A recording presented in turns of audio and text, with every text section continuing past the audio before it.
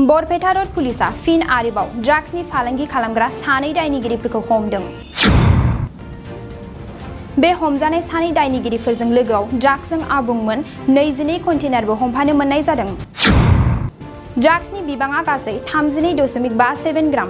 Barpeta road police थानानि बेन्दोङाव थानाय बालुखि बाजाराव Barpeta road पुलिसनि सिग्रोमनायाव सिरि सिरि संदानानै हमजानाय सानै ड्राग्सनि फालांगि खालामग्रा दायनिगिरिफोरनि मुंफोरानो जाबाय महिदुल इस्लाम 29 बोसोर बैसो बालुखि गामिनि थागिबि आरो जाहिर शाह 22 बोसोर बैसो बालाफिथा गामिनि थागिबि। हमजानाय सानै ड्राग्स फालांगि खालामग्रा दायनिगिरिफोरखौ बरपेटा रोड पुलिस थानासिम लानानै फैनाय जाबाय। दायनिगिरिफोरा दा पुलिसनि आवथायावनो दं आरो पुलिसा आयेन बादियै हमजानाय दायनिगिरिफोरनि हेंथायै केस रेजिस्टार खालामनाय जाबाय।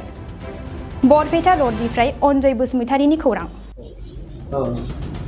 আজি 5:45 মান বজাত আমি এটা বিশেষ গোপন সূত্ৰৰ পৰা গম পাওঁ যে ভালুকি বজাৰত দুজনমান ড্ৰাগছ পেটেলাই ড্ৰাগছ বিক্ৰী কৰিবলৈ অহা খবৰ পাওঁ। সেইমতে আমি থানাৰ ভাৰপ্ৰাপ্ত বিষয়া মহোদয় আৰু আমাৰ বৰপেটা ৰোডৰ ষ্টাফসহ ভালুকি বজাৰলৈ যাওঁ। ভালুকি বজাৰত ড্ৰাগছ পেটেলাই মহিদুল ইছলাম আৰু জাহিৰ শ্বাহ নামৰ দুজন ব্যক্তিৰ পৰা ড্ৰাগছ ভৰ্তি 22টা কণ্টেইনাৰ উদ্ধাৰ কৰা হয়। মানে আমাৰ তদন্ত অভিজ্ঞতা আছে।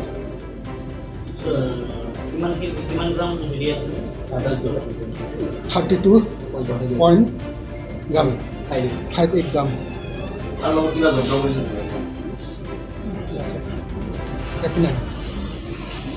नोंथाङा सरखारि साख्रि नागिरदोंना? नोंथांनि थाखाय मोनसे गोजोनथाव खौरां। नोंथांनि थाखाय दं एडुकेट पइन्ट, जेराव नोंथाङा सोलोंथाइ लानायनि गेजेरजों सरखारि साख्रिनि गुबुन गुबुन रोखोमनि गोब्राब आनजादफोरखौ उथ्रिसारनो हागोन आरो गावनि आथिङाव गसंथानो हागोन। बे एडुकेट पइन्टआव नोंथांमोना SSC, bank PO, bank clerk, bank SO, UPSC, एफएससि, defence, railway, state insurance, AAO, ADO एसिस्टेन्टजों लोगोसे स्टेट लेभेल जब आरो माखासे सरखारि साख्रिनि आनजादाव गोनांथि जानाय आयदाफोराव सोलोंथाइ लानो हागोन। मख'नो गोनांदि बे सोलोंसालियाव साख्रिनिल' नङा, बेयाव MBA आरो सैनिक स्कुल बायदियाव एडमिशननि थाखाय एन्ट्रेन्स होनो थाखायबो सोलोंथाइ लानो हागोन।